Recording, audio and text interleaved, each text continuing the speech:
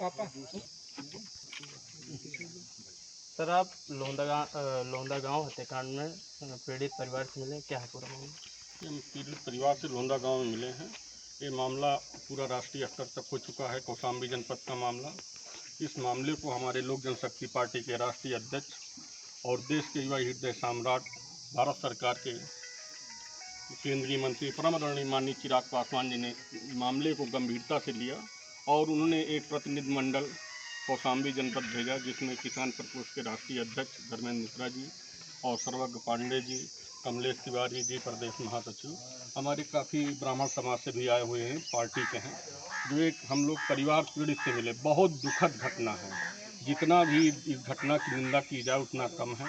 और जिस तरह परिवार वाले ने, मुझे इस बात को भी अफसोस है कि जिस तरह परिवार यहाँ पे पीड़ित है, बहुत दुखद घटना है। परिवार ने मजबूती से हम लोग के सामने अपनी बात रखा कि हमें कोई दिक्कत नहीं है। जिस तरह दूसरे पक्ष से आरोप लगाया गया, लड़की पक्ष से, इनका कहना कि अगर हमारा भाई दोषी है तो हमारे भाई को फांसी कर दिया जाए, अगर निर्दोष है तो हमारे भाई को वापस जेल से बाहर किया जाए, और जो इनके चाचा की हत्या हुई या इनके पिताजी की हत्या हुई उस दोषी के जेल में जाए।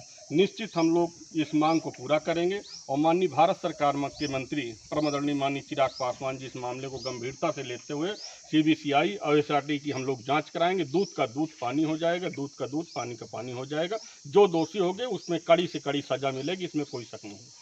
सर, पुलिस प्रशासन पीड़ित परिवार से बर्बरता से जिस तरह वीडियो वायरल हो रहा है सोशल मीडिया में, इस पर क्या कहेंगे?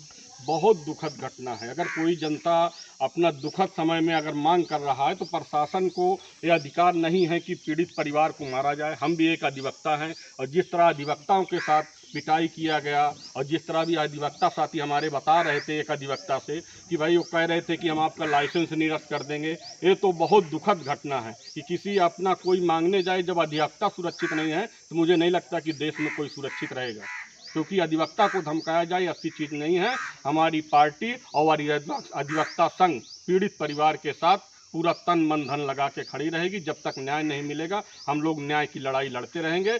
जो दोषी होगा, लड़की पक्ष दोषी होगा, लड़का पक्ष दोषी होगा, उसको कड़ी से कड़ी कार्रवाई होगी। हम लोग उच्च स्तरीय जाँच की मांग कर रहे हैं। क्या नाम सर? राजीव पासवान, प्रदेश अध्यक्ष लोक जनशक्ति पार्टी रामविलास।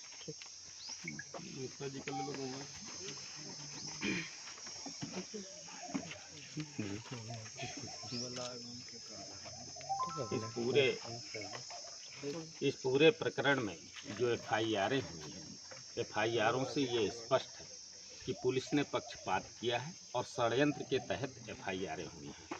जो NH में रखकर शव मांग किया जा रहा था पीड़ित परिवार की तरफ से कि कंधा देने के लिए हमारे बच्चे को लेकर आइए और चिता लगाए, उसमें स्पष्ट रूप से केवल विलखना दिखाया जा रहा था। और जो 15 धाराएं लगाई गई हैं वो ज़बरदस्ती पीड़ित परिवार के ऊपर लगाई गई हैं। इसके अलावा जो प्रशासन ने कार्यवाही किया है, चौकी इंचार्ज को सस्पेंड और IO को सस्पेंड और लाइन हाजिर SO के बगैर अनुमति के FIR किसी भी हीनियस क्राइम में लिखी ही नहीं जाती है। और हीनियस क्राइम के FIR जो लिखी जाती है तो उच्चाधिकारियों के निर्देश पर, यानी कि CO के निर्देश पर पॉक्सो एक्ट लगने जा रहा है, तो पॉक्सो एक्ट में विवेचना का अधिकार CO को है या अन्य अधिकारी को, कहीं कहीं अन्य ज़िले में अन्य अधिकारी करता है। तो ऐसी स्थिति में एडिशनल जिस तरह से नेतृत्व यहाँ पर कर रहा था, सोशल मीडिया में गाली गलौज सब एडिशनल और CO के जो सुने जा रहे थे, इन पर क्या कार्यवाही की गई अभी तक इसकी जानकारी आम समाज को या मीडिया के माध्यम से हम लोगों को नहीं मिली है। इसलिए लोक जनशक्ति पार्टी रामविलास ये मांग करती है कि CO और एडिशनल के खिलाफ भी FIR लॉन्च किया जाए, जिस तरह से बर्बरता पूर्वक जो है लाठीचार्ज पीड़ित परिवार के ऊपर किया गया है, और उनके खिलाफ कार्यवाही की जाए और SO को लाइन हाजिर नहीं सस्पेंड किया जाए। और यहाँ के SP का और जिलाधिकारी का जो लाइन ऑर्डर है वो लाइन ऑर्डर मेंटेन नहीं रहा, उन्होंने पक्षपात किया है।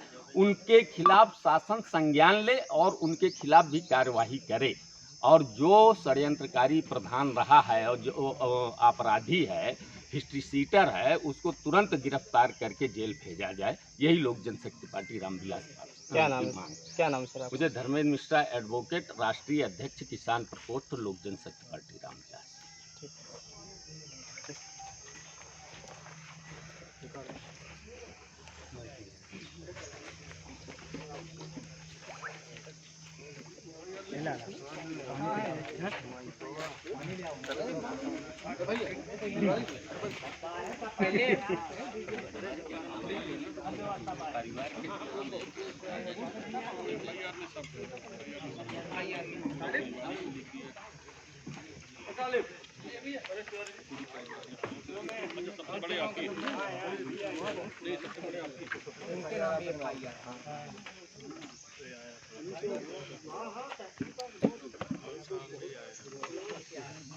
ये बिंदु बहुत महत्वपूर्ण है।